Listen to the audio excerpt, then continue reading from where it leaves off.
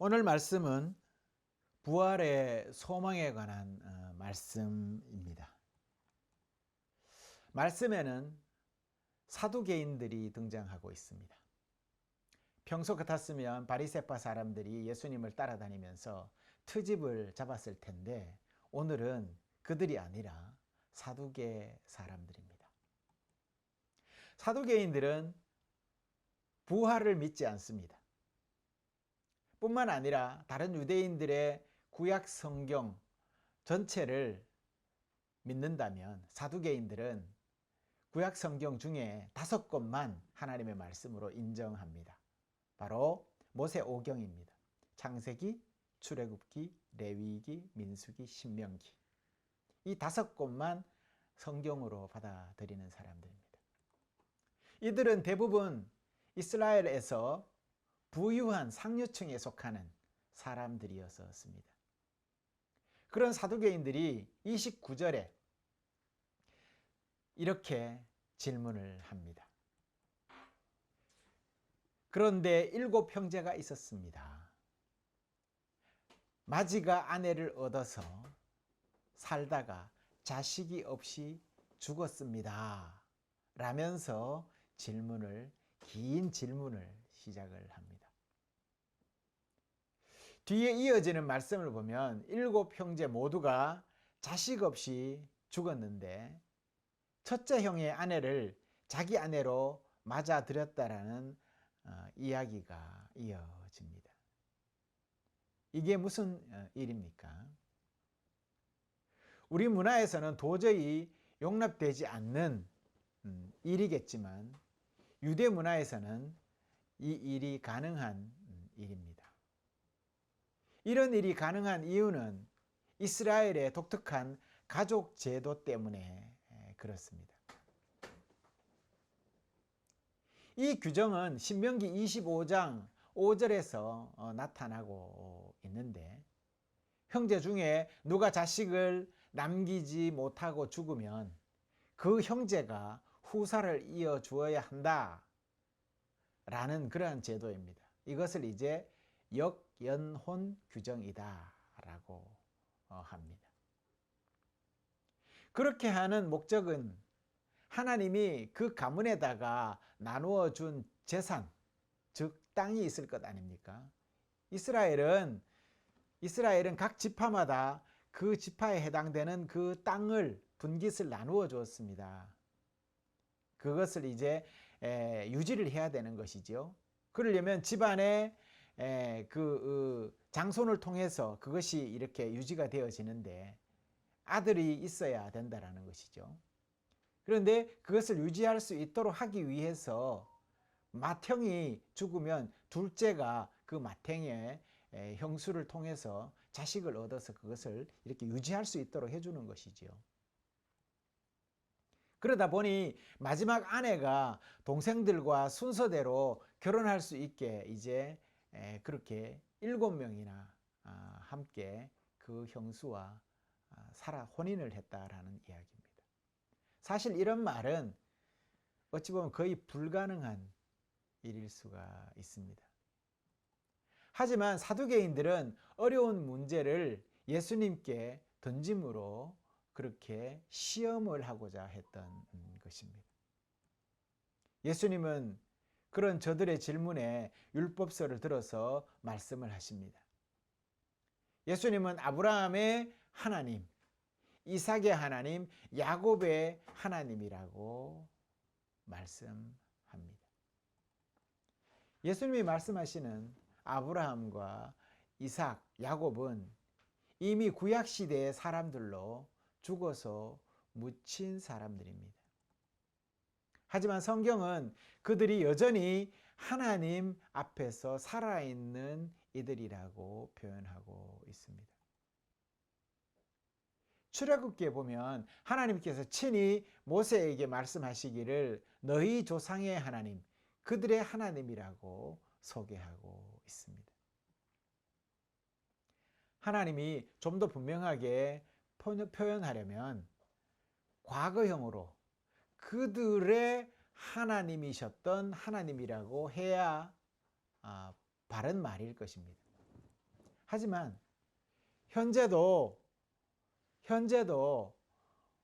그들의 하나님이라고 하는 것은 지금도 살아있다라는 말이 되는 것입니다. 네.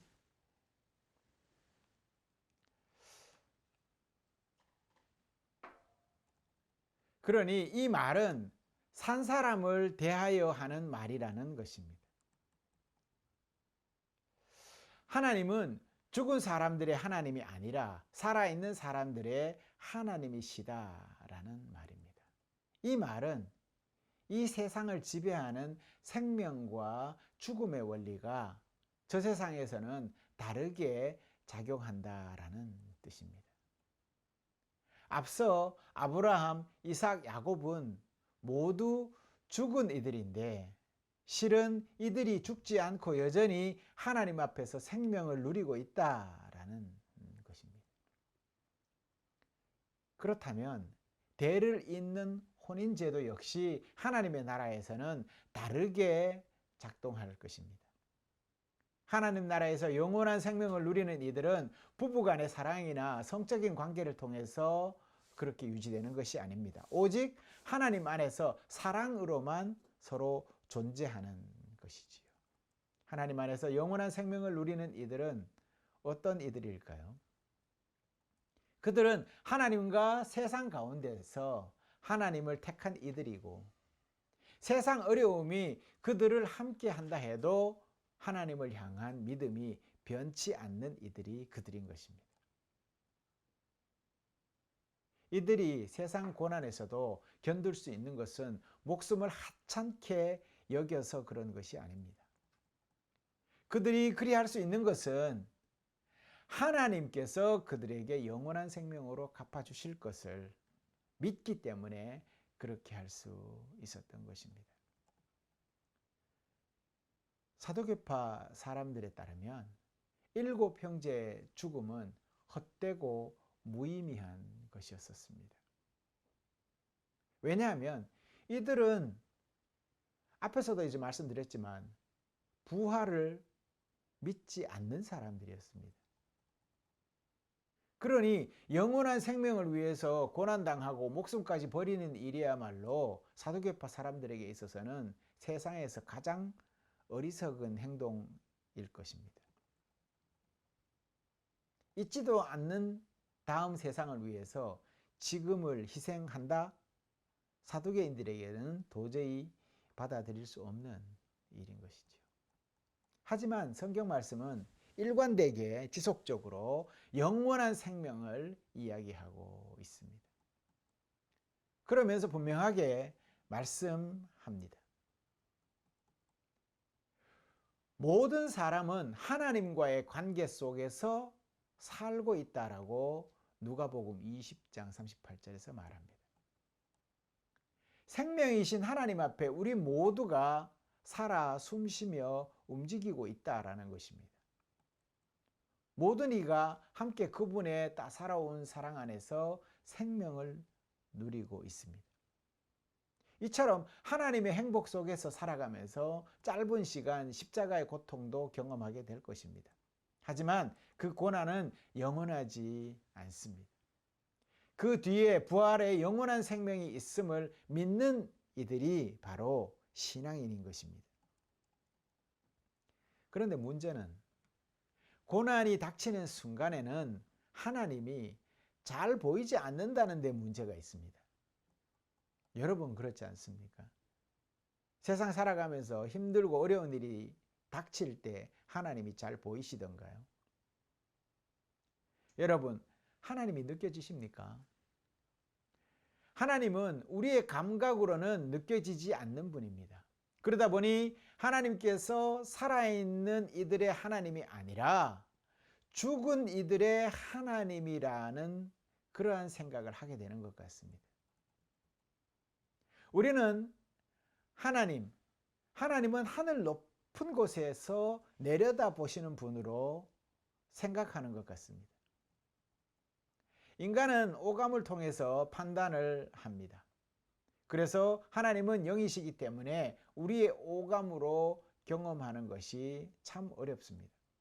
그러니 하나님을 알 방법이 우리에게는 전혀 없는 것이지요. 결국 하나님이 나와 함께 하신다는 것이 이해되어지지 않는다라는 말입니다. 더욱이 내가 편안할 때는 쉽게 하나님을 찾을 수 있지만 고통과 죽음의 순간에는 도무지 하나님을 찾을 길이 없다는 것입니다. 왜 그렇습니까? 왜 그럴까요?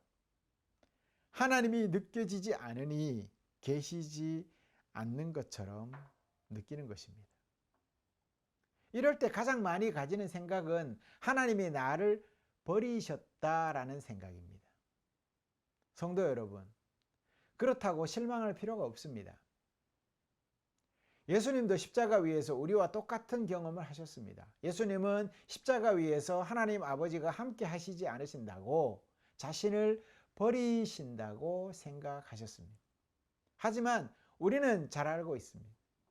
십자가에 당신의 아들이 달리실 때 그곳에 하나님께서도 그 십자가 고통에 함께 달리셨다라는 것을 말입니다. 보스턴 대학교의 종교 신학부에 엘리 위젤이라는 교수가 있습니다.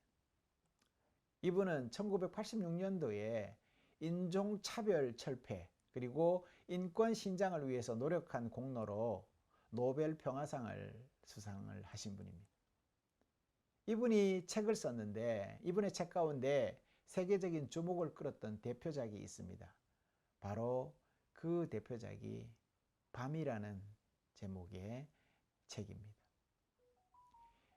이 사람은 어린 시절 아우슈비츠 나치 수용소에서 자기가 직접 경험하고 목격한 사실을 그 책에 자전적으로 소설 형식으로 기록한 책이 바로 밤이라는 제목의 책입니다. 루마니아계 유대인인 그는 15세, 15살 나이에 부모님과 어린 여동생과 함께 나치 수용소로 끌려갔습니다. 그곳에서 가족을 다 잃고 유일하게 살아남은 생존자가 이 위젤입니다. 수용소에서 수없이 죽어서 버려지는 시체를 보면서 그는 먹는 수프에서 시체 맛이 난다고 기록할 정도였습니다. 그 죽음의 수용소에서 사람들이 하나님, 당신은 지금 어디에 계십니까? 라고 부르짖었습니다. 한 번은 유대인 몇 명이 교수형에 처해지는데 그 중에 한 아이가 밧줄에 대롱대롱 매달려 죽어가는 것을 사람들이 지켜보고 있었습니다. 엘리 위젤은 그의 책에서 이렇게 적고 있습니다. 이 광경을 지켜보던 사람 가운데 한 사람이 나지막이 말을 했다. 하나님은 대체 어디에 계신단 말인가? 그때 들려오는 소리가 있었습니다. 하나님은 거기에 계신다. 거기가 어딥니까? 밤, 어두운 그때에 그곳에 하나님은 계신다. 그래서 그 책의 제목이 밤입니다. 인간의 고통과 절규로 칠흑같이 어두운 그 밤의 때에 바로 거기에 하나님이 함께 계신다라는 것입니다. 여러분, 여호와 삼마라는 말을 들어보셨습니까? 여호와 삼마. 해석하면 그곳에 계신 하나님입니다. 그분은 내가 고통당하고 아파할 때에 내 곁에 가까이 계시며 내 슬픔과 고통을 보시고 아십니다. 함께 그리고 그 자리에서 고통 당하시는 분이 여호와 삼마의 하나님이십니다. 최근 우리는 이태원 참사로 안타까운 젊은이들을 잃었습니다. 그 가족들을 잃은 가족들은 그 슬픔이 얼마나 클까? 세상 모든 것이 원망스럽고 좌절에 빠진 가족들에게 어떤 위로의 말인들 힘이 되겠습니까? 하지만 목회자로서 저들에게 드리고 싶은 말은 오늘 복음서와 위질의 말을 전해드리고 싶습니다. 암흑과 같은 고통의 시간에 여러분이 부르짖는 음성을 여호와 하나님이 분명히 들으시고 그곳에 함께 계신다는 말씀을 드리고 싶습니다. 그리 그곳에 계신 하나님이 아파하는 저들과 함께 하셔서 품어주시고 위로해 주시기를 바랍니다. 이처럼 하나님은 우리와 가장 가까운 곳에 함께 하시고 함께 울고 함께 웃으며 동고동락하시는 하나님이십니다. 성도 여러분, 하나님은 살아있는 이들의 하나님이십니다. 영원한 생명을 우리에게 약속하신 하나님, 그 하나님을 의지하십시오. 다가오는 한 주간도 하나님의 사랑이 여러분의 삶 속에 깊이 경험된 그러한 한 주간 되시기를, 그리고 그런 하나님에게 소망을 두시는 우리 모든 성도님들 다 되시기를 간절히 바랍니다. 기도하시겠습니다.